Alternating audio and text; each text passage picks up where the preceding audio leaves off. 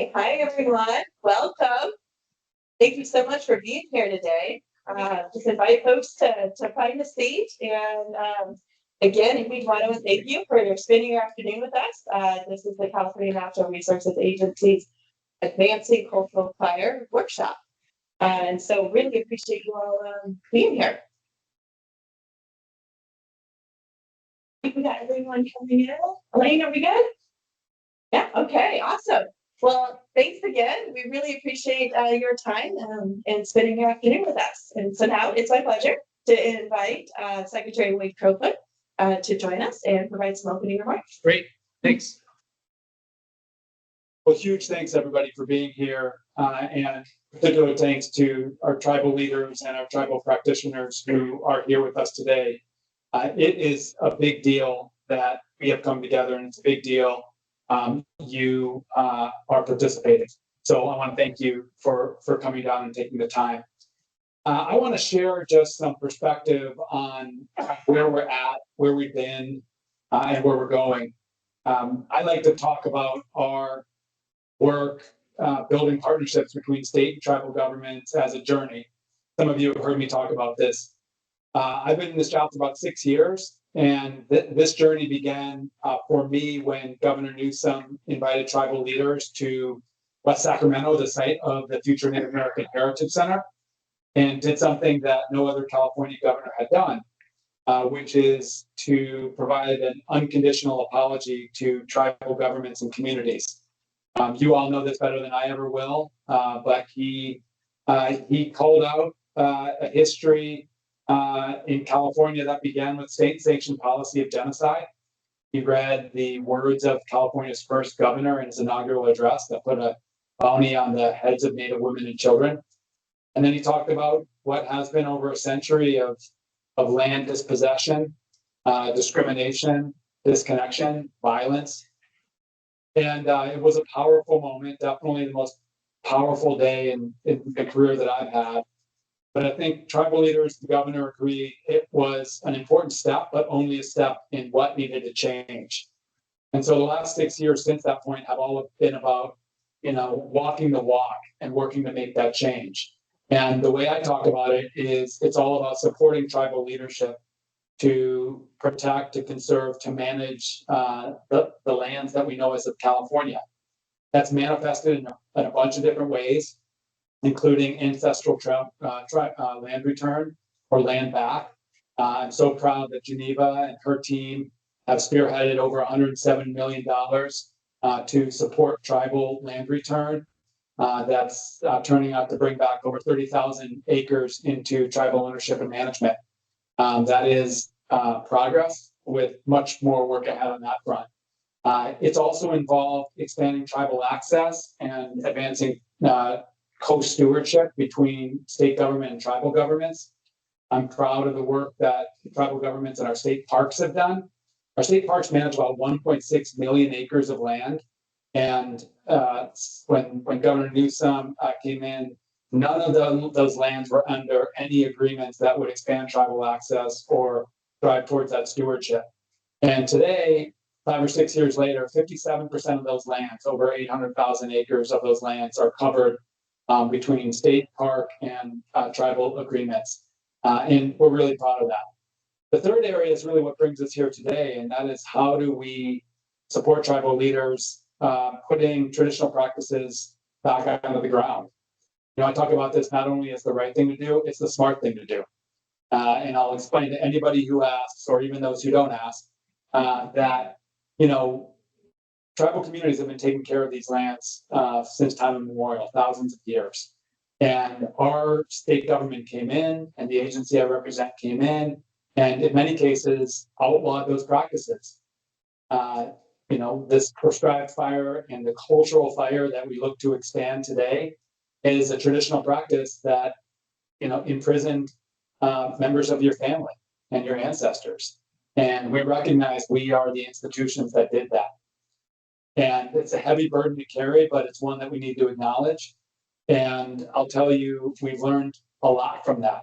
We've learned how critical and important that this practice is, getting good fire onto the landscape. Now that we face this catastrophic wildfire crisis, in part because we didn't have practices like this on the landscape for a very long time. So this discussion today and our work now is all about how do we support tribal leaders, tribal practitioners getting more good fire on the landscape. I'm proud of the progress that we'll talk about today, but I'll be the first person to say, I know state government and federal government likely still put up a lot of barriers to getting this work done. So I'm hoping this is a really honest conversation about what those barriers are. Let's acknowledge our progress, but then also talk about the more progress that we need to make. It's a really interesting time at this moment because Governor Newsom last month issued an emergency order, just given the severity of catastrophic wildfire risk. And me and my colleague at Cal EPA, our sister environmental agency, are charged with giving governor recommendations by April 30th of this month, specifically about how do we expedite and how do we expand cultural fire and prescribed fire. So the input, the feedback that you have now, we can actually turn into a set of recommendations to figure out how we get more of this done more quickly and effectively. The emergency measure also calls for us, myself and Secretary Garcia over at Cal EPA, to enable waiving current permitting processes to get projects done more quickly. That's fuel breaks around communities, defensible space, vegetation management. And it's important to raise that because one of the processes that waives is CEQA. And CEQA has been a really important process by which tribes actually are notified and can consult on projects. And so we want to make sure you understand what management practices we would require in lieu of the CEQA and in lieu of those other permits. So that'll be a topic of conversation today as well. And then I just want to thank our colleagues at CAL FIRE. I imagine all of our colleagues at CAL FIRE would acknowledge that, the history of our agency, of their department, has been one where there hasn't been openness to cultural burning. And again, in fact, we've enforced against family members and ancestors for this practice that we're now bringing on. But I am very thankful of the women and men in this room from CAL FIRE who continue to learn a lot from tribes about burning, about traditional practices, and are committed to continuing to learn more and enable this. And I think this Senate Bill 310 that we'll hear more about, and these tribal government, state government agreements are the next step in what will be, I think, a very positive partnership moving forward. So once again, huge thanks for being here. And I'm looking forward to understanding more about, as we get into a conversation tomorrow with another group, a broader group on prescribed fire, how we can drive forward, a strong agenda so that success looks like for me in 5 years, 10 years, we have a lot more cultural fire on the landscape. Tribal governments, tribal communities feel much more empowered and liberated to get those practices on the landscape. And therefore we have less catastrophic wildfire risk. I think that's really what we're focused on. So appreciate your being here and appreciate all your candor, your open-mindedness, your patience in this conversation. Thank you. Thank you so much, Secretary Cope, but really appreciate those opening words, and I think does a great job of setting the context of this afternoon's conversation. So just want to thank you. Really appreciate it. And now it's my honor to introduce Deputy Secretary Wesley Ruise Jr, who is going to share a little bit more about her work in the forestry and wildfire space, as well as a bit more of the emergency order. So, thank you. Thank you, Geneva. And hello, everybody. It's amazing to see such a great turnout today. So proud of Geneva and her team and all the work that they've done. As Secretary Croce had said, we really very much feel like enabling the cultural practices, cultural fire on the landscape is a key piece as we think about our state's overall response. We have spent quite a bit of time in recent years kind of scaling up the state's investments in all of these kinds of projects. 2,200 projects either completed or underway at last count as we're tracking it. But I think the really amazing and exciting piece is, the work that we're going to be talking about today and enabling more of that cultural burning under SB 310. So big thanks to all of you that have been really helping get those over the finish line, and looking forward to more conversation today. But Geneva did ask if we could share a little bit more on the governor's executive order or state of emergency proclamation. So we put together a few slides just for you to sort of have the landscape there as we continue to roll out how we're going to implement that proclamation. So I thought I would just share a few high-level bits of information here. As the Secretary said, 3 main components to that proclamation from March 1st. And, kind of at the highest level, really seeks to fast track critical fuels reduction projects that are, think about community fuel breaks, shaded fuel breaks, thinning, vegetation management. So we're standing up a process for folks to request suspensions that the secretaries can approve. So we'll go through that a little bit more, but again, just wanting to make sure that you have a little bit of visibility into how this is going to work. The second piece has to do with our California Vegetation Treatment Program, EIR, which is a programmatic EIR that has been kind of a CEQA navigator for people looking to advance projects. Primarily, I think it's really been helpful for really large-scale projects. And then the third piece, as the Secretary mentioned, is really directing the secretaries to come with some specific recommendations on how we can increase the pace and scale of beneficial fire. So as Wade said, we have an amazing opportunity this month to really capture everyone's thoughts. I know a lot of people are spending a lot of time thinking about this, but we have kind of this opportunity now to really put forward some recommendations concretely, like how we can get more done. So looking forward to more conversation on that tomorrow. A lot of you are staying over, so that's great. Go ahead. Okay, so in thinking about how we're going to view projects that are eligible for the Secretary's suspensions, we're kind of looking at the language that was included in the governor's proclamation. But as you can see, to put parameters on it, we really want to see projects that have a primary objective of one of these following, right? At least one of these: hazardous dead and dying trees, creating strategic fuel breaks, creating community defensible space, safer ingress egress, and or reducing ignitions along roadways. This is a big thing. Cultural burning and prescribed fire treatments, and then maintenance of previously established fuel breaks. So the proclamation indicated that projects need to be initiated in 2025. So the way we're viewing that is that the applicant would submit their request for a suspension in calendar year 2025, with the understanding that work, sort of on the ground work, will get underway by October 1, 2026. Because we know people will need to get their contractors, fully lined up, and that might take a little bit. So that's kind of how we're viewing that. And then really importantly, we want to make sure that the work is going to be performed, supervised by certified, qualified people. We feel like in this mode where we are accelerating and suspending CEQA and some of these other requirements, we want to make sure that the operators are, certified, qualified, and know what's expected when they're on the ground. And then, as we'll go into a little bit more, there are really specific best management practices and measures that we've identified in what we're calling the environmental protection plan. We'll go into that a little bit more, but again, glad to have people's feedback as we go through this. Thank you. So again, the scope, just to give you a little sense as we are thinking about this, it's all about reducing the hazardous fuel load.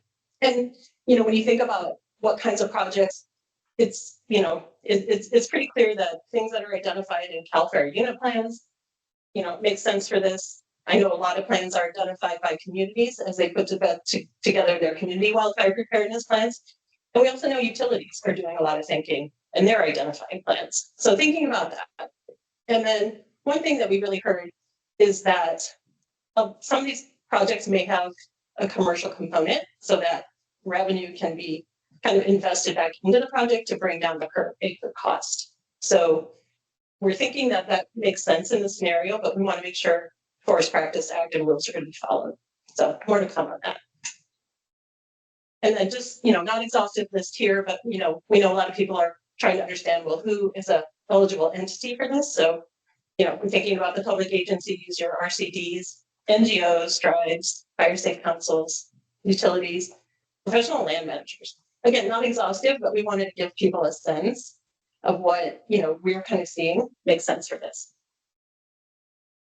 And then just a note on this, that we're really not seeing in your typical commercial timber harvest where the revenues are not getting put back in, and the objectives that we identified early are not necessarily aligned. So just pulling that out. And then that idea about these really large projects that are over 3,000 acres, we're thinking that makes more sense for them to continue on that Cal DTP route.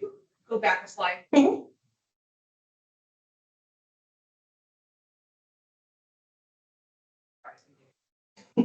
I'm happy to send this too. You don't have to feel like you have to capture it all.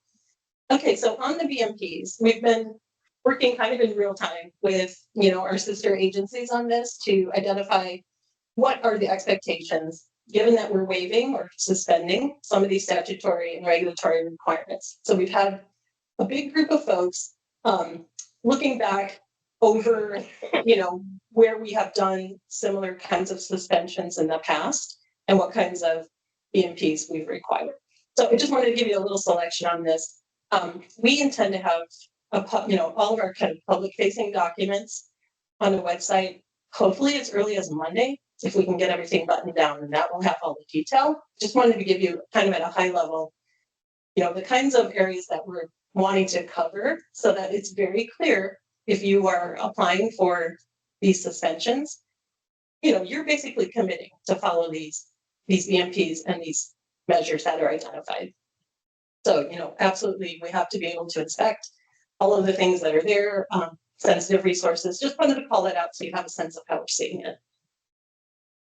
And then specifically, when we get into the tribal cultural resource measures, as the Secretary said, we want to be really clear what's expected here, since we are not using the typical CEQA route. So the expectation is that a project applicant is going to make contact and consult with potentially affected tribes. And, we want them to be, really readily providing a description of the work that's going to be done, contact info of the operators. As typical, we want people to be searching these databases to see what may be in that area. If resources are identified, the expectation is that they're absolutely going to be collaborating with tribes and, identifying and agreeing to do the appropriate avoidance and mitigation measures. And then at every step of this, confidentiality being maintained of that sensitive information is the expectation.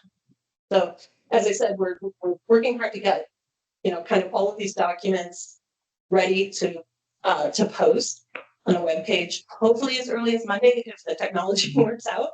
But that's the goal. I think the easiest way to access it is going to be through the Wildfire Task Force website. We're creating a landing page there. And it may take you other places for various resources and links, but we're thinking that's going to be kind of your initial landing spot. So we'll have information on the suspension process, FAQs, what are these BMPs, the actual online submission form, and then as projects are moving through the process and getting approved for the suspensions, we're envisioning we're going to be listing them. And if the technology works, we'll be able to have a viewer with a map where you can see where the work is going to be happening. So we've set up an email box there for folks who might have questions on this process. I know some people, we daylighted this at the task force meeting last week, and we've already been getting emails into that box, so that's cool. And then another thing, just for your awareness, on the VTP piece, a survey, I believe, went out last week from the Board of Forestry. So I know they've got, various steps in the way of public workshops and consultation requests associated with that. So more to come. We look for them to probably have some recommendations and even updates to that EIR, perhaps as early as the middle of next year. So that's the track that they're moving on. And then the next piece, as Secretary said, we've got, we're on the hook to come up with some specific recommendations by the end of April. We're having a specific webinar next week, Friday, to capture more details and also kind of walk people through this process. But again, we're hoping to really take advantage of these conversations today and tomorrow to help kind of formulate what those recommendations are going to be. And again, there's another email address that's been set up, beneficial fire input. that you can use to also submit if that's the preferred route for you. And the QR code will take you to the webinar.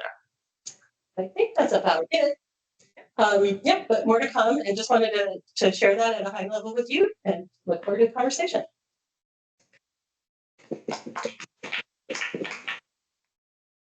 Thank you so much. I really appreciate it. And Lisa, your leadership in the space is just so phenomenal. I always appreciate your partnership in thinking through how our tribal priorities integrated throughout the forestry and wildfire space. So just thank you. And thank you for walking us through the emergency order as well. So I think that's going to be a common theme throughout today's conversation as well as tomorrow. So thank you so much. I really appreciate you. Maybe we can invite our first panelist to join us up here. And while we're the panelists are joining us up here, I thought I would give a couple meeting logistics while folks are walking up. Just as you all probably are aware, we are recording today's conversation. This was part of our Tribal Stewardship Policy Toolkit, and the recordings of the conversations here today will be posted online for folks who aren't able to join us in person or virtually to be able to learn from all of the amazing experts who are speaking, as well as all of the amazing experts that are here in attendance. So appreciate your all's flexibility and awareness with these recordings. And we also have note takers that are joining us in the back. So thank you so much for the amazing staff here at the California Natural Resources Agency who are taking notes.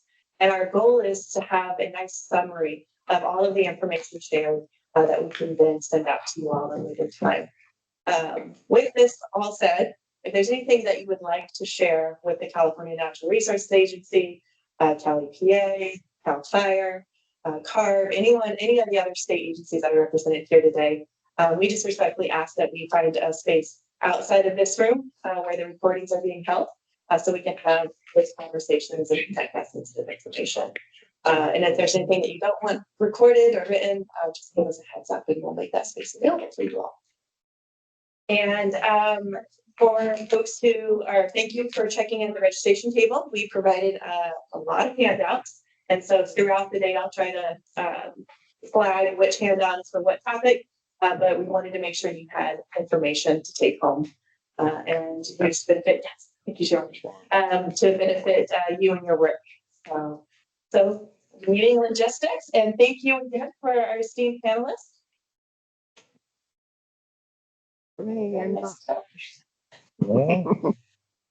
You get to be first. For joining us for our first panel. So this panel is talking about cultural fire. What is cultural fire? I know that this is a room with experts, so we don't have to stay at the high level. We can get into the weeds. But what is cultural fire? What does it mean for California Native American tribes and tribal communities? And maybe you can start thinking about best practices or what's working, what's not working. Really, the hope for this next hour is really to start that conversation of all things cultural fire, not only to take home back to your communities, but then also as a preparation for tomorrow's conversation. So huge thank you, Lotto, for the panelists who are joining us here today. As for some introductions, myself, I always forget to introduce myself. Deepest apologies. My name is Geneva E.B. Thompson. I'm a citizen of the Cherokee Nation, she, her pronouns, and I serve as the Deputy Secretary for Tribal Affairs here at the California Natural Resources Agency. And our panelists here today are all experts and deep thinkers around how does beneficial fire improve the life and well-being of California, of our landscapes, and for tribes and tribal communities. And so really appreciate you all being here, sharing your expertise and insight on all things cultural fire. So with us, we have Chairperson Wesley Ruise Jr. from La Jolla Band of Luiseno Indians, who also is serving as the fire chief. Too many hats there, Chairman. But thank you so much for being here. We also have Margo Robins, who is the Executive Director for the Cultural Fire Management Council. Thank you, Margo, for being here. And Don Hankins, who is a professor at the California State University, Chico, as well as a co-founder for the Indigenous Stewardship Network. Thank you, Don. And then we have Len Nelson. Hi, Len. Thanks for being here. I'm sure many folks here in this room have worked closely with Len, who is as CAL FIRE's staff chief for prescribed fire and environmental protection.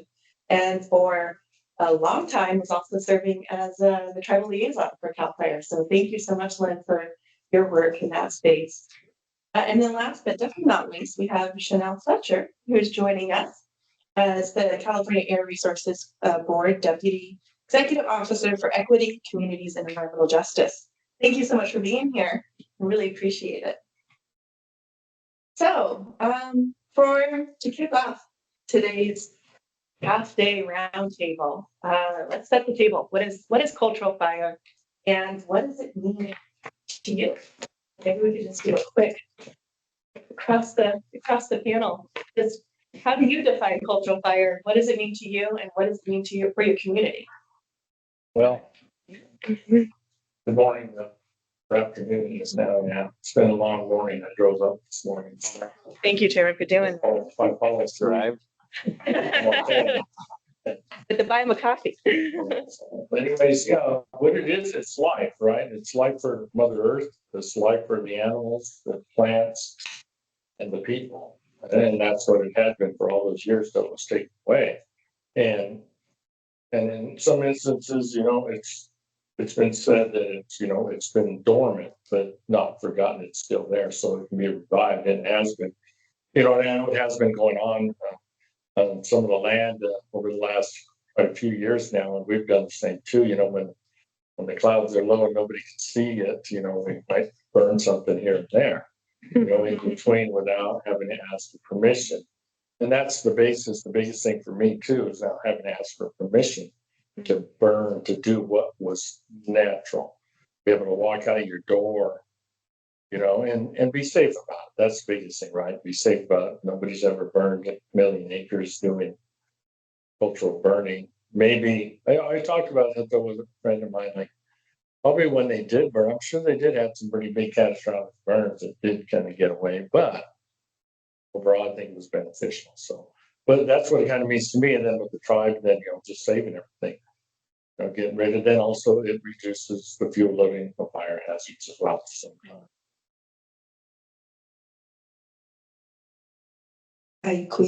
Now Margo Robins. Fire is a spirit, and working with fire is it's a spiritual practice. It connects us to the living beings around us, the plants, the animals, the rocks, the water, and it helps us to keep those things in balance and healthy. And when they're healthy, we're healthy too. Cultural burning is utilizing one of the most powerful spirit beings there are. It is it has the power to bring forth new life, and it also has the power to destroy. And so we always need to be cognizant of that as we put it out there onto the land, and to be respectful of what it is that we're working with. Cultural burning is it's in our DNA. It's part of what we're meant to do as humans. It's our responsibility to learn how to work with it in the way that it was meant to be.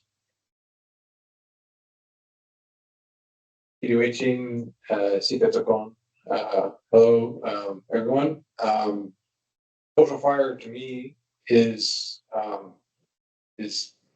word that I think sometimes gets used too much. I like to use the term Indigenous fire stewardship because there are many cultures of fire.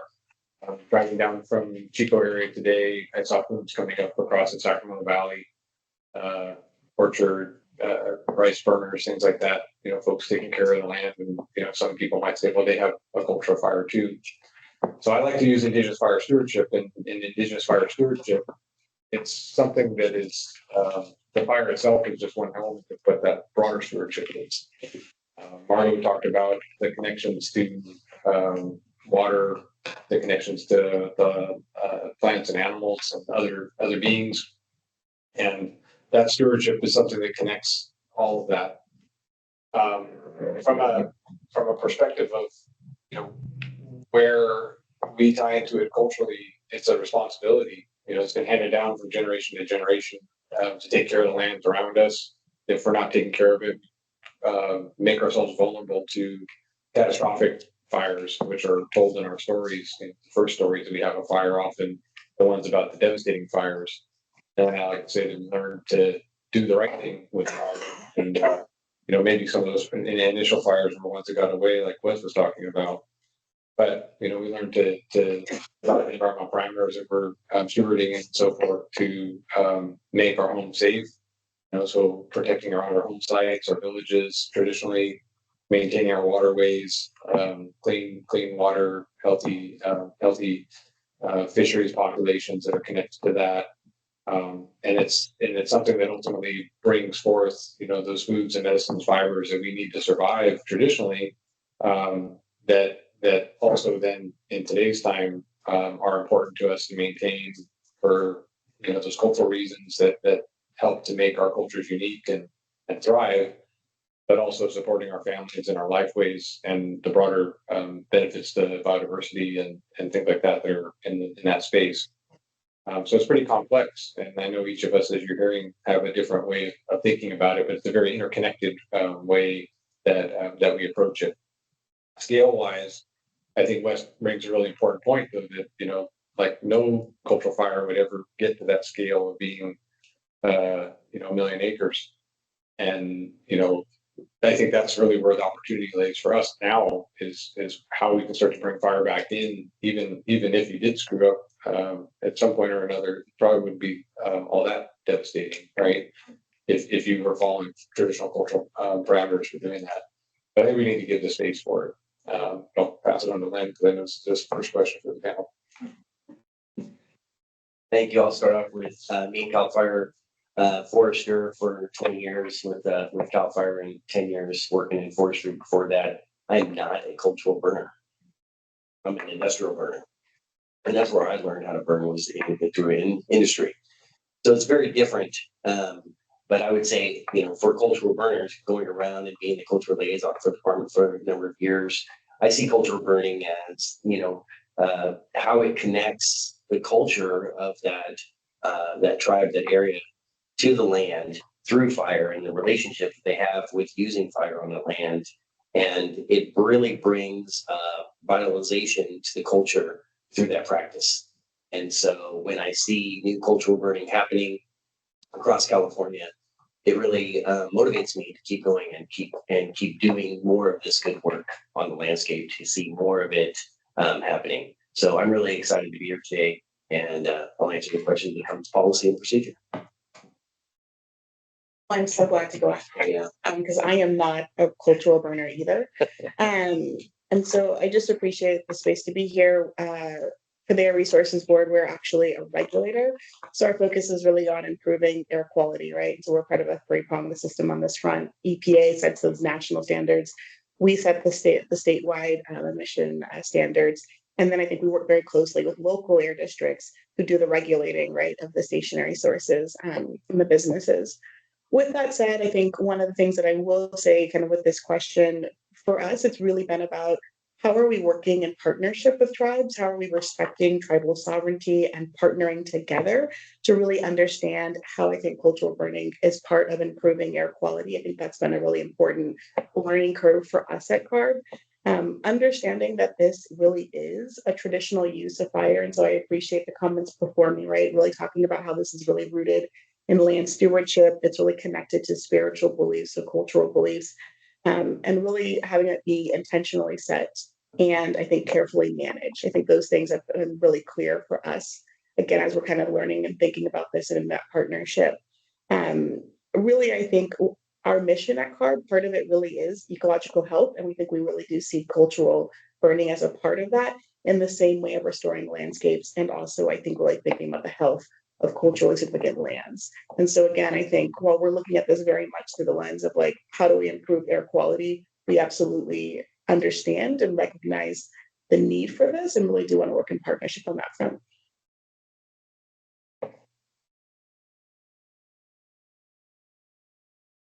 Well, thank you so much, everyone. And I really love just hearing how each of you think about and approach cultural fire as cultural fire practitioners, and then also as state departments, and thinking about how do we as a state of California heal our historical wrongs and partner with tribes in advancing this really good and necessary fire. So thank you all for sharing that.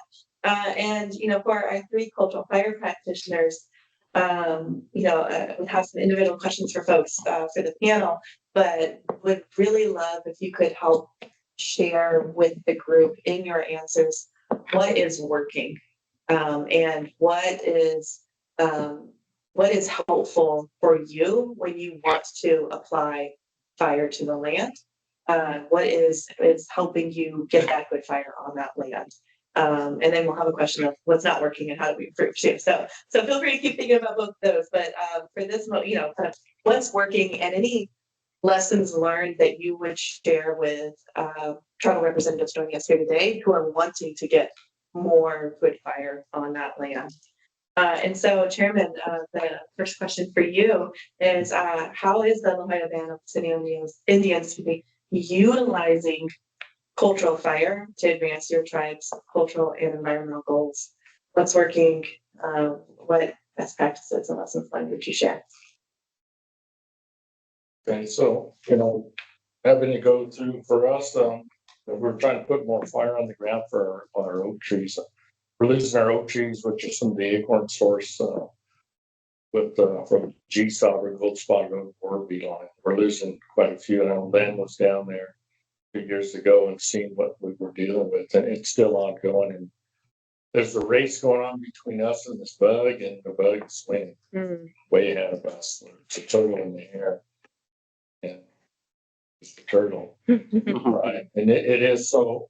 We've been working on burns, for the oak stands that we do have, all the oak stands that we have. So prepping those, and we limb up the trees to a certain extent and doing some groundwork on it, getting some down and dead or something to burn. Of course, we let it, as far as air quality goes, same thing too.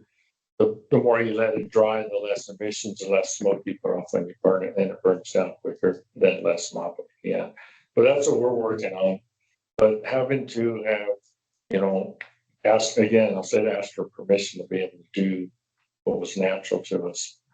And then jump through the hoops and have all this paper in front of you and in hand when you're burning, you got to get a permit, you got to have a burn plan, you got to have a forest management plan, you got a fire management plan, an IRP, you got to put together an IEP, you got to have all these resources on board just to burn a couple of acres. It's overkill for the most part. It's totally overkill.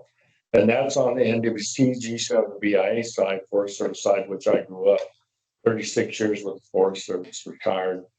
And I've been a fire chief for the last 25 years. And I just became chairman this year. But my background is all in wildland fire, all fire. And I've been RHB2 burn boss for quite a while. And I come back home to do some burning, but then I got to jump through this again.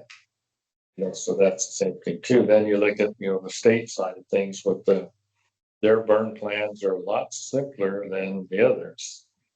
And some of the tribes that's taken that, you have trust land and fee land as well. So there's a difference there too. And who you have to ask permission for to burn to do that, your different lands. So, but the overall is just trying to, like I say, our emphasis right now for La Jolla is saving our oak trees. And that's what we're losing a lot. And, some of the other tribes in south and southeast of us there in San Diego County have lost a lot. It's not just only in the live oak trees, but it's in the black oak. So the black oak is the one we use the most for the acorns. And at higher elevation, state park down there as well, the 2 state parks, and the mountain ranges, Palomar and Queen Maca, a lot of trees, black oak and forest as well, Cleveland National Forest that I work for. Same with the oaks there too. They've been burning. Like I said, we've done a lot of burning fuel break burning, but now they're starting to get into more of the understory burning for the trees now, specifically for the trees, than just fuels management and or wildfire risk and that, and stuff. So that's good too. And then cooperation between all the agencies.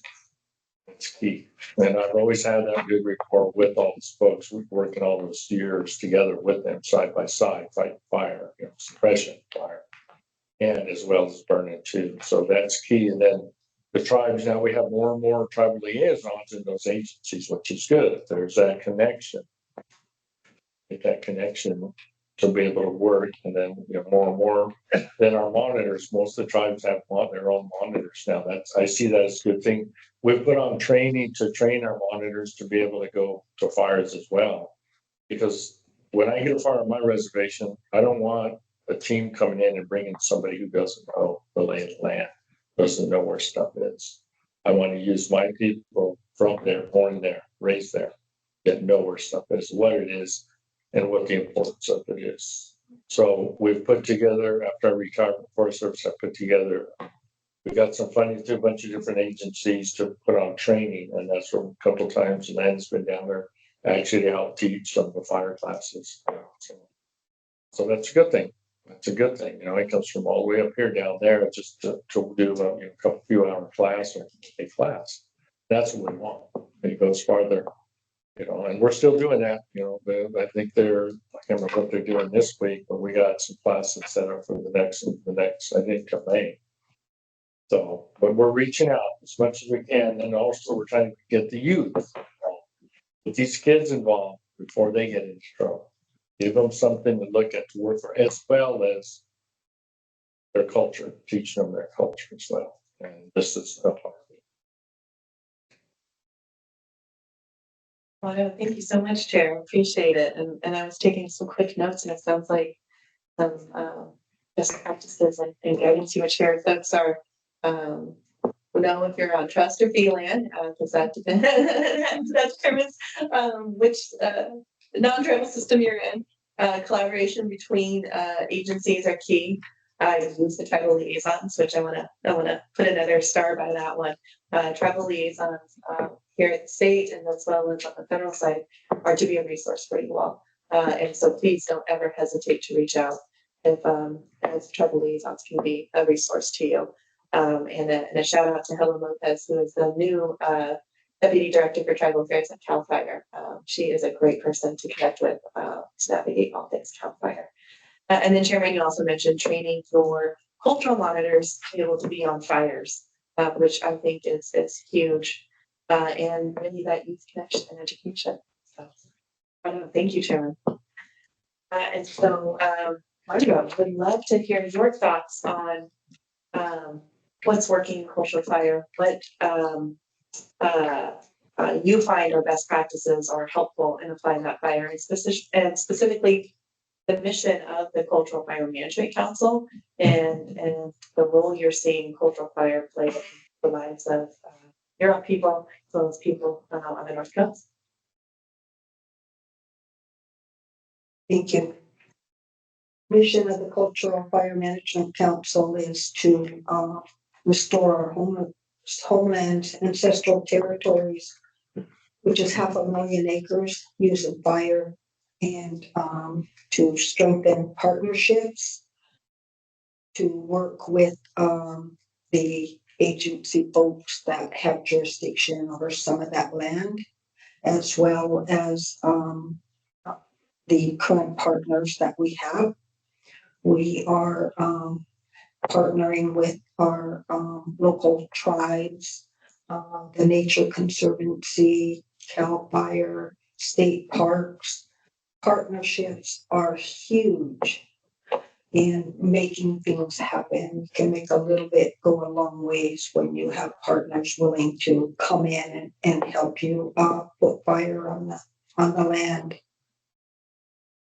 For us, we have been experiencing success in going down a dual pathway of burning on the land. We support a family burn program, which is the average person any age, you don't need any special qualifications, except somebody in that family needs to know how to keep the fire under control. And the other people need to listen to that person. So a family burn program, and that is during the time when CAL FIRE don't have restrictions on fire. Will offer to help them prepare their land, accept fire in a good way. If they want us to bring our fire engine on the day they intend to burn, we can do that. So that program has been building. The other pathway is the NWCG qualified firefighters. We don't actually fight fire, we only light fire. But all of our people are NWCG qualified for the most part. And we are able to burn larger parcels of land, which we call prescribed fire with cultural objectives. So we have the burn plan, we conduct it as a training for firefighters across the nation to increase their fire quals and get more experience doing prescribed / cultural burns. And so that has been another way for us to get fire on the ground. And then also just partnership burning with a Creek tribe or Tawas or Hupa or Koops. So partnerships are huge. We pretty much focus on broadcast burns. When we first started back in 2013, we had like practically no money, just enough to like put a fire line around it.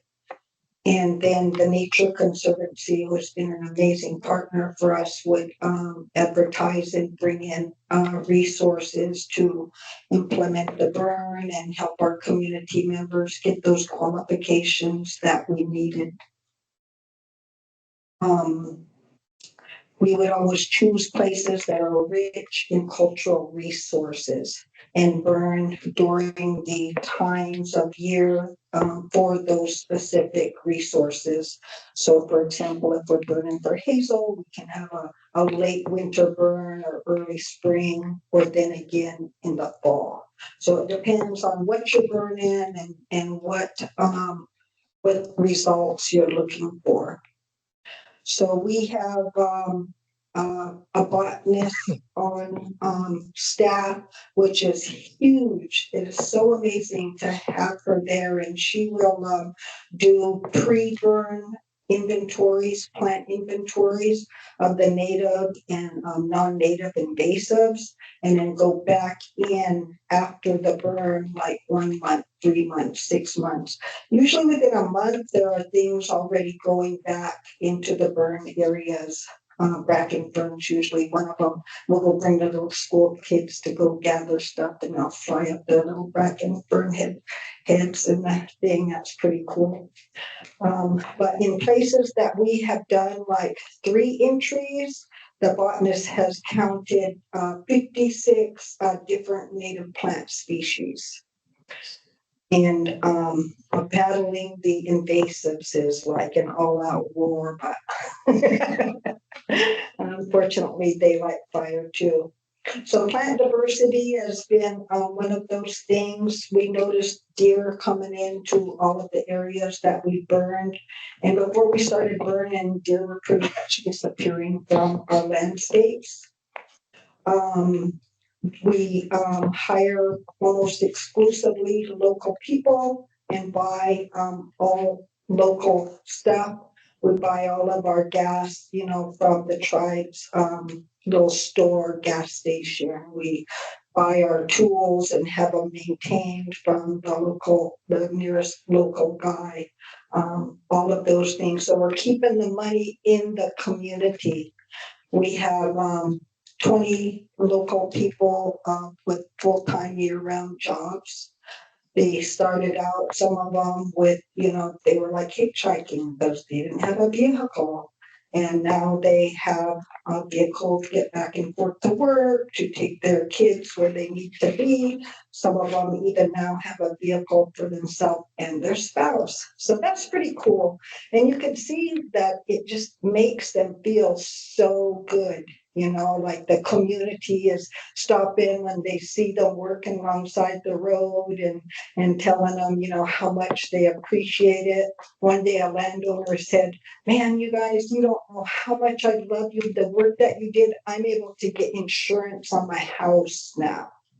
So that was when we had a wildfire prevention grant and was doing roadside clearance plus around the home's defensible space. So our program is just continues to build. And that's what I have to say, I guess. Well, thank you, and that's so amazing to hear. And and what I'm kind of as a summary of hearing that not only is cultural fire like healing for the land and the plants that rely on good fire, but it's healing for the community as well.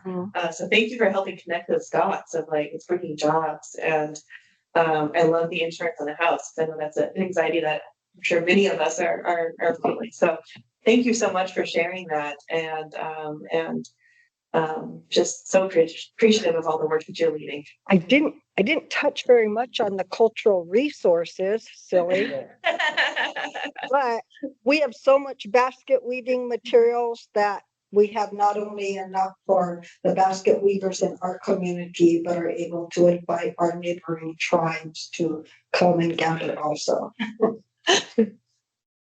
That's huge, and I'm sure the basket weavers in the room were like, "What? You got extras?" So that's awesome.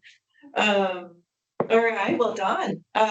So really appreciate all of your leadership in this space, not only in the application of fire on the land, but then also the academic work that you're leading and helping everyone kind of think about how do we get more good fire on the land. And so we'd love to just hear not only the best practices and tips you have for the audience on how to get actual fire on the landscape, but how to build those partnerships between different governments, universities, nonprofits, and where you're seeing that intersection of cultural practice and academia really leading in the space. Yeah. Next slide. What do you know? Hey. Great. Yeah. So great question. Yeah. For many of you, obviously know that like my role and my day job is at Chico State.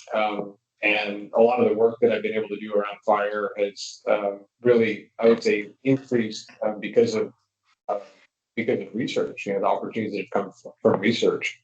While I grew up, you know, participating in doing some cultural burning with family and folks on private lands as a kid, I would say that the opportunities that came from being in academic institutions from an undergrad up really leveraged the opportunities to not only build my knowledge of it, but then also to help communities to start to engage in it more.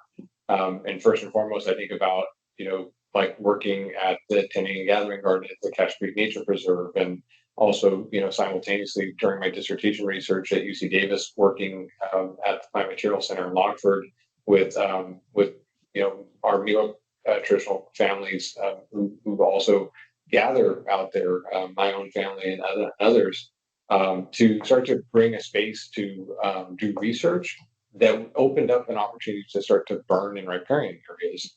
You know, up until the early 2000s, there was no burning that was taking place in riparian areas. And, you know, an opportunity came forward where a landowner at the Cache Creek Nature Preserve was like, hey, how would you all have taken care of the riparian corridor? And as a group of weavers representing 14 different tribes, we all said our ancestors would have been burning those riparian corridors. Like, we need to be burning. And that was the green light to go. But we said, hey, we need to have data on this so that we can get other people to understand it. So that really leveraged opportunity to, I guess, share and bring awareness to what cultural burning is about. You know, that what that fire stewardship looks like. Margo talked about, you know, the weaving plants, and it was really the weavers who were the driving force of what necessitated that burning. then, like you could tie to that the benefits that come for hunting and fishing access and those sorts of things that come from it. So, synergistically, these things kind of come together in a space where it's opened up a common dialogue and conversation between unlike parties sometimes. I remember the very first burn we did at the Cache Creek Nature Preserve. We had support from the local volunteer fire department to come out and help us to implement the burn. That was the very first burn that they'd ever done with any tribal people. They were super freaked out that they were going to burn down the riparian forest, and we were all looking at it going, "Yeah, it's not going to be anything." And after about an hour of them, playing with fire, they were like, "Yeah, it's good. You guys can take over." And that just opened up the space for us to start doing that kind of burning. So I think like some of the lessons that come from that is that a lot of times there's an initial lack of trust that exists. Well, these Indians want to come out and set fire. Like, well, they're going to burn the whole forest down. They're going to do this or that, right? And then it's like, oh no, actually, they know what they're doing, and it can lead to some successes. And also just the community building collaboratively that comes from that, not only within our own tribal communities where we haven't had the opportunity to connect sometimes with our families because we've been, separated for so long. So we're building community, but not only building community for ourselves, but building community with the broader community agency folks and other partners within, conservation organizations and things like that. So I think those are some really important things. This also, I would say, in my academic role, teaching students about fire, I teach a course called Fire Geography, and we talk a lot about Indigenous fire stewardship globally, and like looking at different ecosystems and what Indigenous fire stewardship looks like in those places, juxtaposed to the common narratives around wildfire in those places. And part of the reason for approaching things in that way is so that students understand like what they see in the media, and this includes Indigenous students as well. What they see in the media isn't always necessarily the way that Indigenous peoples from those places steward those lands. We know that from our own narratives here in California, but recognizing that even non-Indigenous students are going to go on in the workforce at some point.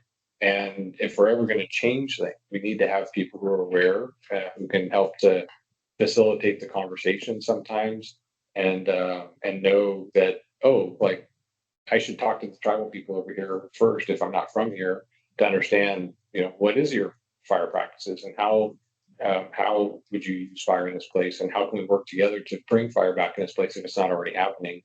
And I've just seen this groundswell that's occurred. I've been at Chico now for 19 years, and I've seen this groundswell happen where there's a lot more of the stewardship that's taking place.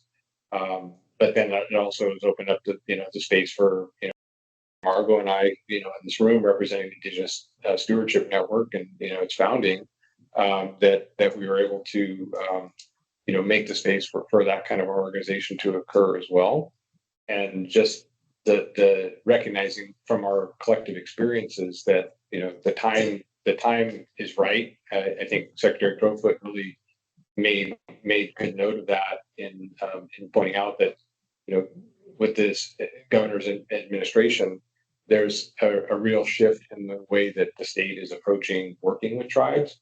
And while we've struggled, amongst our own networks to be able to bring fire, like I was talking about my dissertation research, that was like 25 years ago.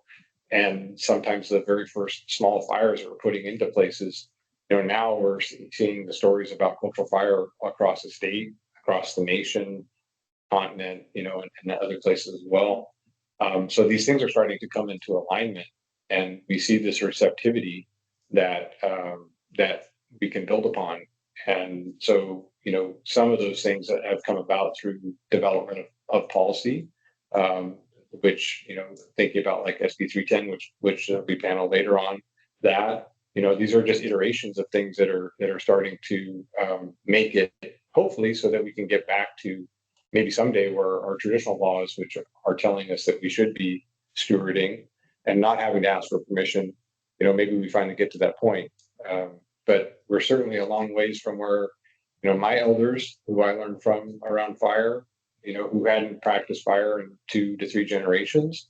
Now we're actually doing it. We're seeing kids, my own kids, growing up in a time where they're like around fire from the time they're 6 months old or younger, and it becomes part of our families again. I think those are really positive things that come about, and we need to take these opportunities to mentor and make this normalcy of fire within our communities, but also broader society in that space. So clearly, there's a lot of awareness of that's there. There's a lot more access to places. As people have seen the successes, more landowners and agencies are starting to come forward and say, "Oh, yeah, we'd like to see this kind of partnership emerge." But there's also still some barriers that exist. And thinking about like Wes's comment about waiting for the cloudy days to burn. That's always my personal one. As a private landowner in the woods, like I have to recognize that now with all this great technology we've got, I have like 7 alert cameras that are watching the ridge that I live on all the time. And so, if it's a sunny day, like there's my smoke signal going up, and it's like, well, that's my notification for folks. But at the same time, it makes me nervous, right? Because then it's like, okay, I never had to ask for permits before and permission, and now some of these policies that we have in place in order to I guess fulfill a role as a role model, that I have to now ask for permission to do something that I should never have had to ask permission for in the past. So that's a lesson learned, I guess, in that respect. Like sometimes be careful what you ask for. But yeah, I don't know. I think that's probably a good starting point for that conversation. Yeah. Well, thank you so much. And there's a lot there. But the piece that I would pull out is I love this idea. The time is right now, right? And I love how you described it, both the mentorship and education piece, and it's also the policy piece to like keep this moving in that direction. And then I would also say that I am very jealous of your students who get to take pyrogeography. I would have loved that in my education. So thank you for doing that and teaching future generations, Indigenous and non-Indigenous, this weekend maybe a field trip weekend, and it may be burning. There you go. I'm working on a permit right now. Okay, there we go. So next, Len, thank you for being here. And as somebody who is working for CAL FIRE and a critical, I think you have a critical role at CAL FIRE in really helping the department strengthen partnerships with tribes, especially in this cultural fire space. I'm wondering if you could just take some time to give that high level overview of like the current state of play, right? For a burner who is wanting to apply cultural fire, what should they expect? And working with CAL FIRE, and what are those opportunities for that burner or the tribe representing that burner, right? What are those opportunities to partner with you and with CAL FIRE as a whole? Yeah, there's a lot going on right now. It's really amazing. It's been years in the process. Looking back at even just the last 5 years with certain Senate bills like 1216 and 901 that really kicked off this real significant change. Like Wade mentioned earlier, with Governor's address, that really kicked off a significant change in government and how government approaches cultural burning. And it's been great to work on. It's challenging sometimes. But the biggest challenge is with any space like this or any kind of work is the relationships. And the relationships that are built through the years have really improved with CAL FIRE and with cultural burning practitioners. And so, right now, the CAL FIRE requires burn permits within the SRA. Those burn permits come in 3 different types. Typically, either broadcast burn, big pile burns, or the backyard burning. And so right now, one of the changes we've made that has really been significant in this space has been allowing or acknowledging that those burns could have an objective for cultural burning.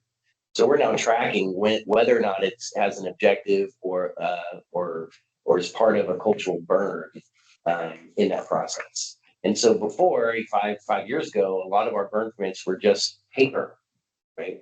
And so now that we've converted to this dashboard, you can see the thousands of burn permits that CAL FIRE does every year when permits are required. Like was mentioned earlier, there are certain times a year in California where permits are not required. especially in Northern California. So having this tracking mechanism has really helped us to kind of see where and when we're allowing cultural burning, right? How is that permit getting that to go forward? The other part of it is with cultural burning is how can CAL FIRE assist with cultural burning? Because CAL FIRE doesn't do cultural burning.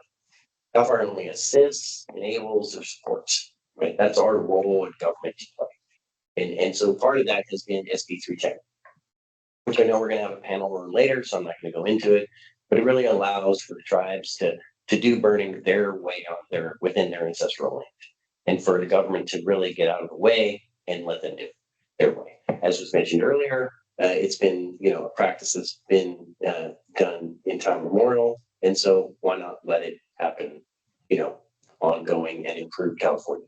We know in California that it's fire adapted or fire dependent, and it has 150, 140, 160, depending on what your viewpoint is, of fuel loading across the landscape from fire suppression. So any kind of fire that we can get on the landscape that's controlled with lower intensity is going to be better for all of California. And so if it's cultural burning or prescribed firing, either way, it's a win-win. So looking at how CAL FIRE can help with that is any and all opportunities. And so part of the latest is with agreements with the SB 310 with federally recognized tribes. We also have the ability to do an agreement with non-federally recognized tribes that I want to make sure that we highlight today is that as a state agency, we have the ability to do an agreement with a non-federally recognized tribe. It doesn't require the agreement that's under 310. And so and we have agreements with tribes to assist with burning. And so that already exists. And so, not just the 109 that are federally recognized, but we also have the acknowledged ones as well, which is another 60 or so tribes in California. So there's lots of opportunity there, and it really stems from that relationship that the local folks have and government has with the tribes. And as we go forward, doing more and more work with cultural burning, we're improving those relationships every day and getting to know each other, like John mentioned, and practicing and doing these burns and being there for them to support them. I've been on cultural burns across California the last few years. I've been on burns where cultural burning has occurred and walked on ground where Bill has burned up north. I've burned with Dawn. I've burned with Margo a long time ago with Wes. I've been up there where he's burned. So I see the actual in the field difference that the cultural burning occurs. And every time it's for the benefit of California. And so I'm really looking forward to improving these relationships that we have through SB 310 and other agreements and our burn permit process and this new governor's executive proclamation that just came out. Like, how can we do more is always what I'm asking. Thank you so much, Len. I really appreciate all of the work that you've done to partner tribes and ensure CAL FIRE's resources are available if and when the tribes are needing and looking for that support. So thank you for always being that person for tribes to connect with. And also, thanks for all the education that you've done with me personally. I know when I first got in this role, I didn't know anything about fire. And Len, you've always been such a helpful person to bounce ideas off of and connect with. So just a huge motto and thank you for everything that you're doing. And I would summarize kind of Len's, point here is if your tribe is wanting to apply good fire, wanting to apply cultural fire on your landscape, and you would like to connect with CAL FIRE and identify those additional resources to support, please know the door is wide open and very excited to build that partnership, and Len will be a great connection. Yeah, Is everybody going to be sharing their contact information after this? We can make sure. Okay. Yes. We'll make sure everyone gets what you all need. So of course. You can reach out to me and I will get you in contact with the local unit, who will be the one that you work with to do more cultural work. All right. And so, Chanell, thank you for being here. And I'm very excited to hear your insights and share a bit on that high-level overview of local air districts. What are these local air districts? What is their role in prescribed fire? And where are you seeing those opportunities for tribes to partner with local air districts to get this good fire on the ground? Sure. I mean, I just want to say that I think just being on this panel has been so helpful. And I think one of the things that part of what I've been thinking, so I'm happy to kind of walk through that process, but I'm also really just cognizant and aware. Part of what I think we need to do, and also I'll start with the end of your question, is really think about like what that partnership looks like, what that communication looks like. I think when you were talking about some of the challenges with permitting and asking to permit on land, like what are we doing here? And I was like, oh, and here I am about to walk through that whole permitting process. So it just made me realize, like, right, like there are inherent challenges with, I think, the permitting process. The more that I think we can be in conversation and dialogue with tribes about some of these things, to think about how we shape them, that would be great. I know, again, there's a whole other panel, as you mentioned, on 310, so I won't get into some of that, but I think there are some concerns, right, that we do have around, I think, 310. And so, again, on that panel, sure, it'll come up there. But in terms of talking about the permitting process, I think there's just a few steps that I probably would flag. I think the first one, and I think since most of people here are burners, you probably know this already, I'm assuming, right? That like it kind of gets initiated at the local level when the land manager reaches out basically to determine the size of what you're going to burn, right? If it's more than, for example, 10 acres, that's when we require that smoke management plan. And I think that gets developed by the land manager. That then goes through the local air district. For those that don't know, there are 35 local air districts.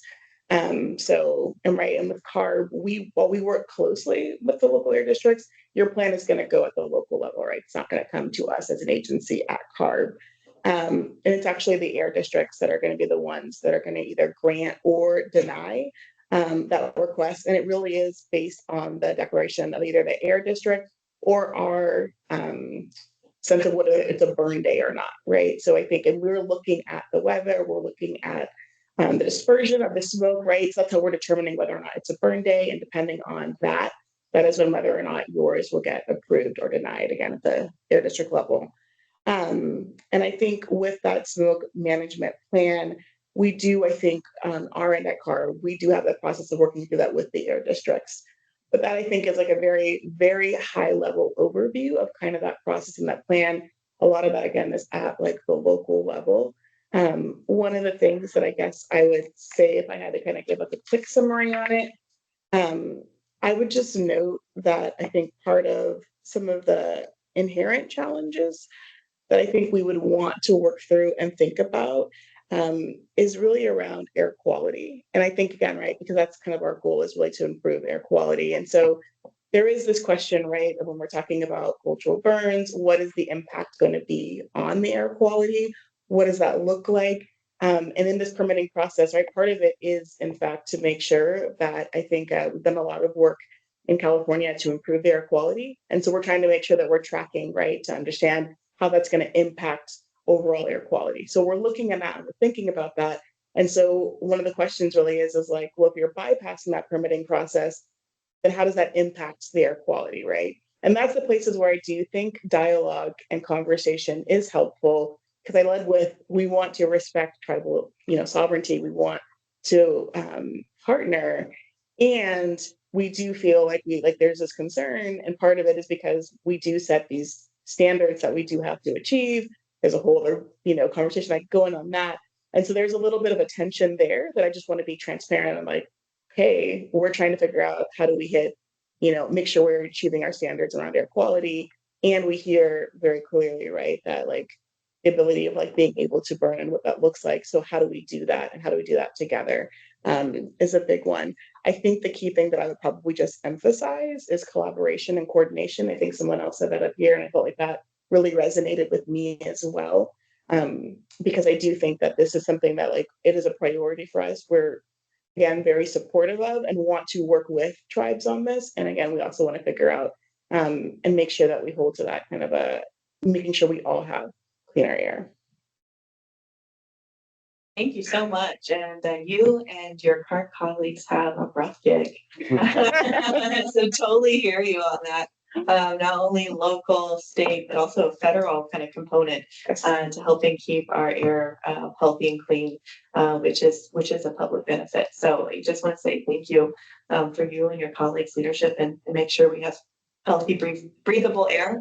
And also thank you for your invitation to say like, hey, we know that this isn't working for cultural fire, and let's think about our permitting process to continue to build those partnerships with tribes. So I really appreciate that invitation, and I hope others in the room too as well. I think that's a space. I think that's a space to collaborate and think through, and a great transition to our next question for all of the panelists of where is that space to grow and where is that space to improve. And as a friendly time check, we are almost to our break. And so, Chanell, thank you for already kind of starting that conversation. Len, I'm wondering if you're okay if we just let the cultural fire practitioners go for this question, and if you got suggestions, let me know. All right. So for our cultural fire practitioners who are joining us here today, where do we need to roll up our sleeves to make it easier to have cultural fire on the ground? And this can be a very initial highlight. We have a whole hour on our agenda to have this conversation, but I think the room, just to help the room, everyone in the room kind of start thinking about this. And as the secretary mentioned, our hope is that you all would feel comfortable sharing this idea to help inform our implementation of this emergency order. And so in your packet that you received when checking in, we printed out a copy of that emergency order, so you have that actual language. So I hope that's a helpful resource. But Don, you have the mic, so you want to start us off? And handed to me, he's used to hearing. Yeah, I think, in terms of like where the opportunities are, what we need to see is recognizing one, that there is a huge difference between cultural fire and prescribed fire. And I think currently even the cultural fire that we're looking at is still, in my opinion, and this is more couched from like burning with traditional cultural practitioners in Australia, is that we are not where our ancestors were able to burn in terms of like, I would love to someday get to the point where I can drive down the ridge and set fire and let that fire do what it needs to do.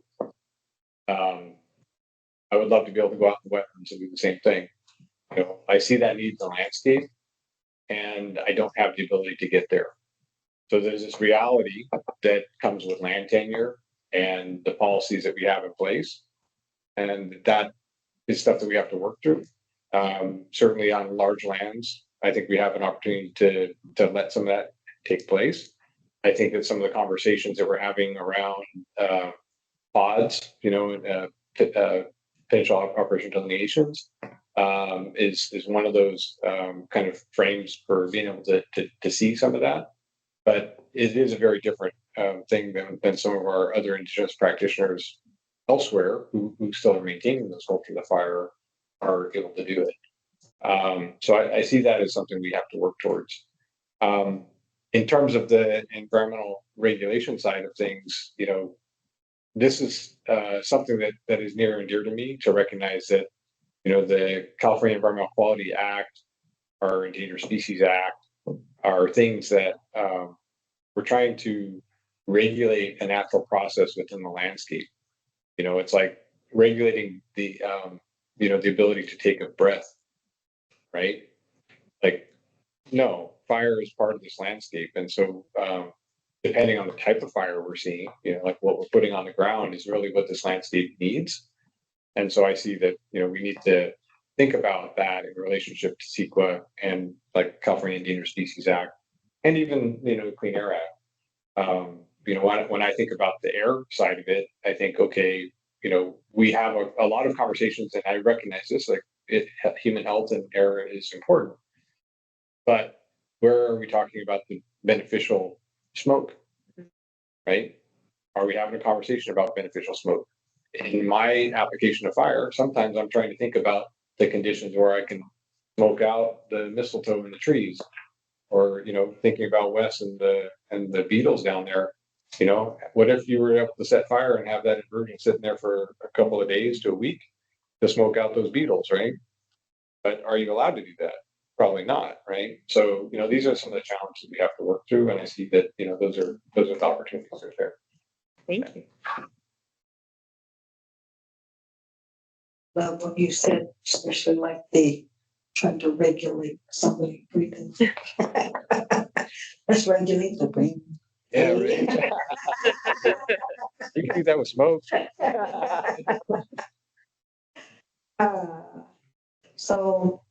The smoke from cultural burns should be part of the baseline, the natural baseline, and exempt from air quality regulation, and probably from prescribed burns as well.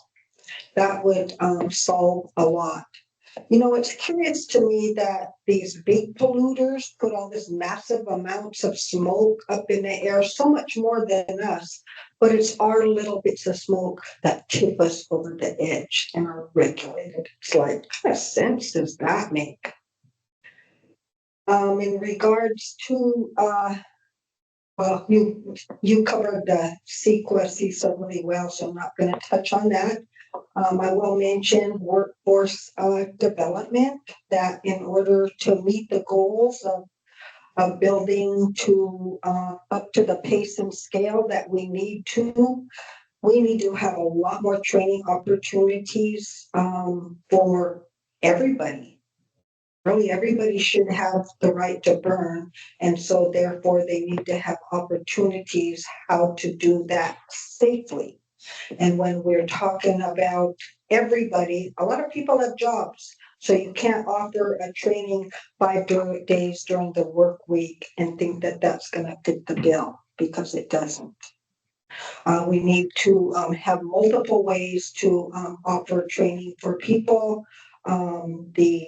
The CARX type, the NWCG, and just the kind that you don't even need any of that stuff. You go out on a non-windy day, you have your land prepped, you can set it on fire wearing your t-shirt, shorts, and tennis shoes. Training centers will be critical across California, and to be sure to tie in the native people from those places to run those training centers, or at least co-lead them, is very important, because all of these places need place-based knowledge and burning.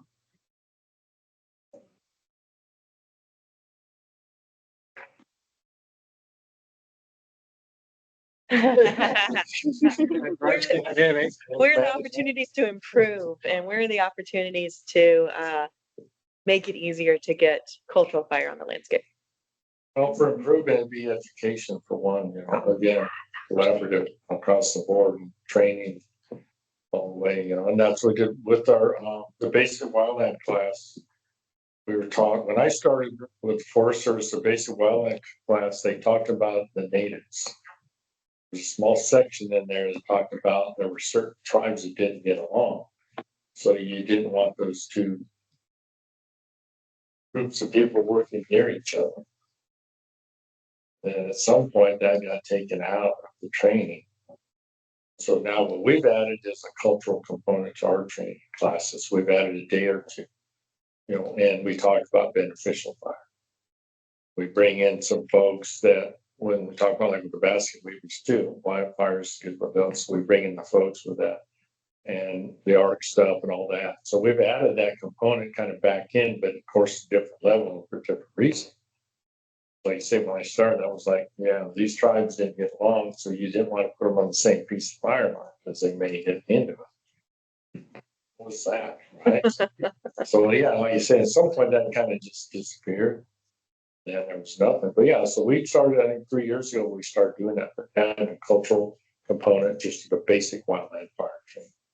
Because where are these fires at? Okay, yeah. And you said, well, yeah, but if it's not on the reservation, it doesn't matter.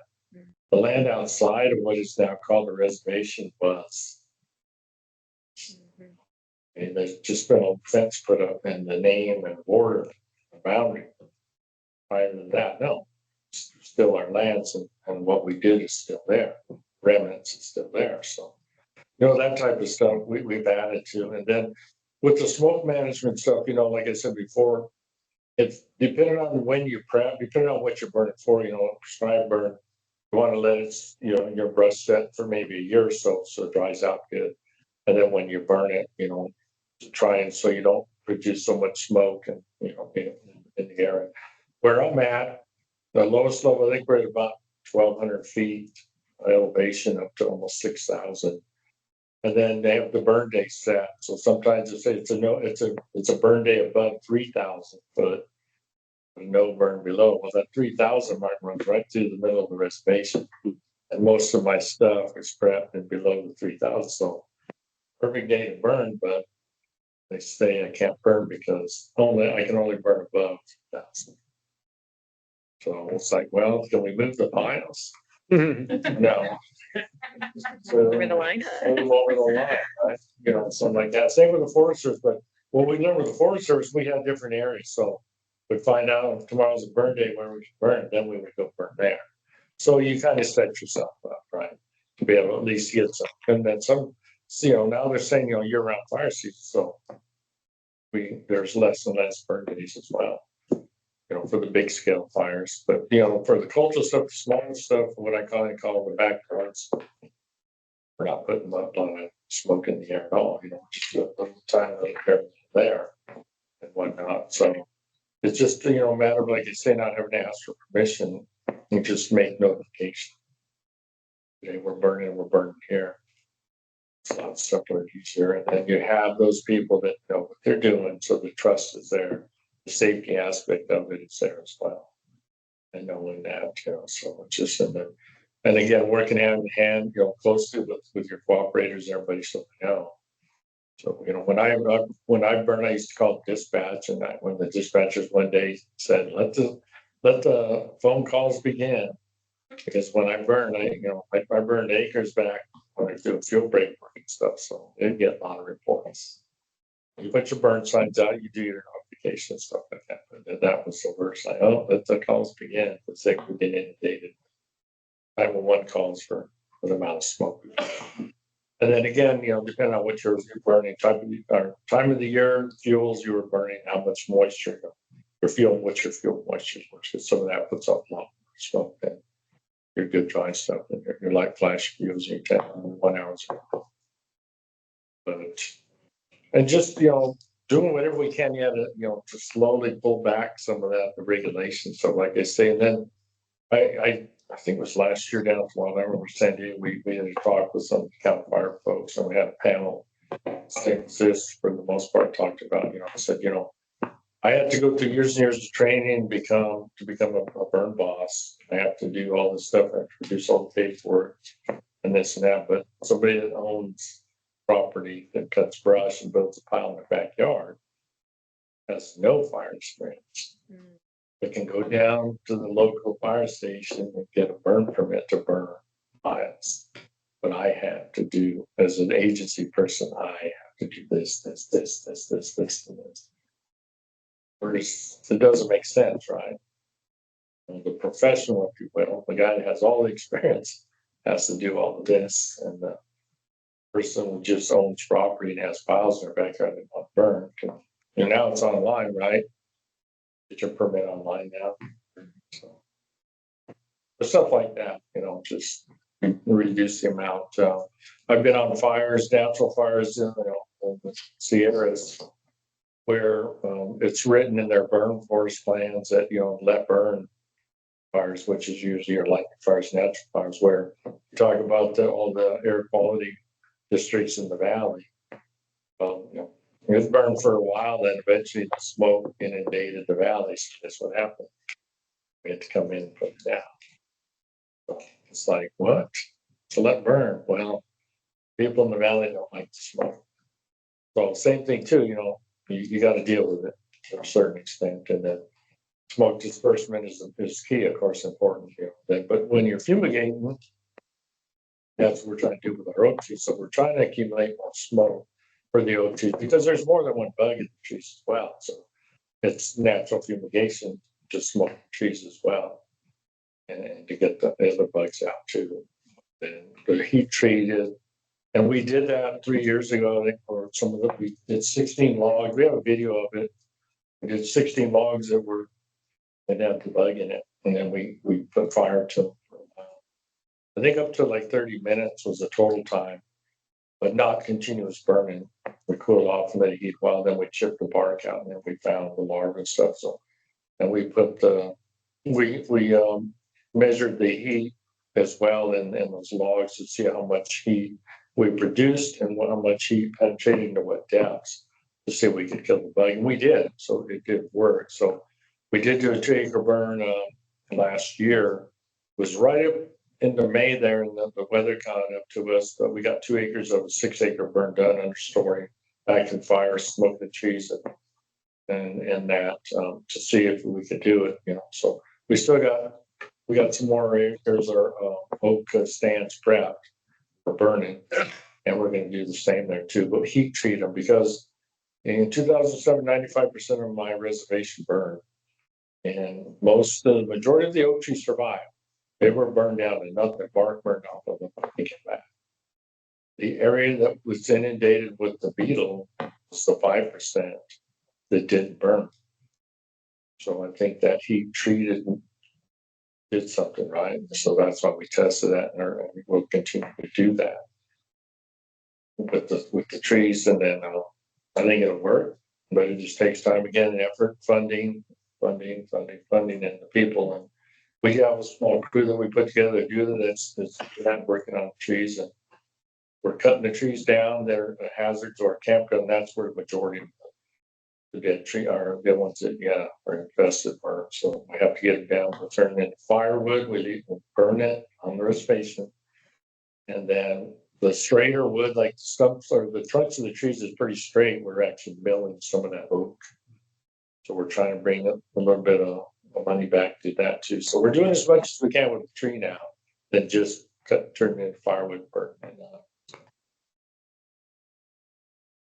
Thank you so much, Chairman. And I'm so sorry to hear that so many trees have this beetle, but I do really appreciate you sharing how the data that you and your team are collecting to prove traditional ecological knowledge and cultural fire is a solution to caring for these trees. I think it's so exciting, and so I'm so thankful that you all are doing that, because I think for many folks outside of tribal government are still on a learning path of understanding how traditional ecological knowledge, how cultural fire is a science and is provable and is so necessary for the management and care of our lands. And so just thank you for sharing that. And I hope folks can take that away and kind of think about where in your space can we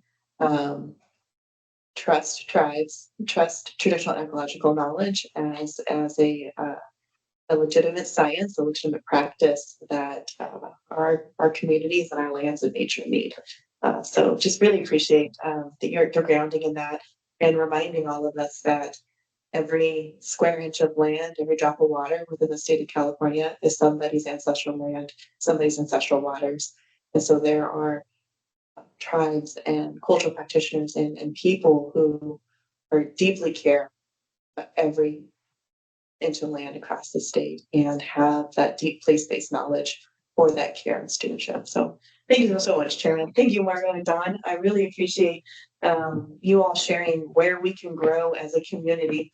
Randy, I see your hand raised. I know that we've been sitting for a very long time though. Is it a quick question, or I would love to give people a break too? Yeah. Okay. Yeah.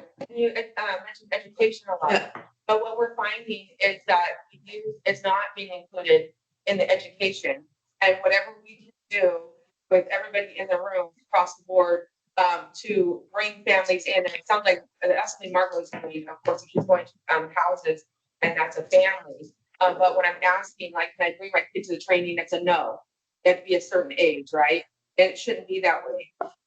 And so if you want to, I'm a monitor too, you know, so if you want to go to our geology class at college, 14, right? And our elders and our cultural people say, if you wait till they're 18, it's too late. They need to, that's not our way. Our way is to teach them from the very beginning. And so I just wanted to send that message too.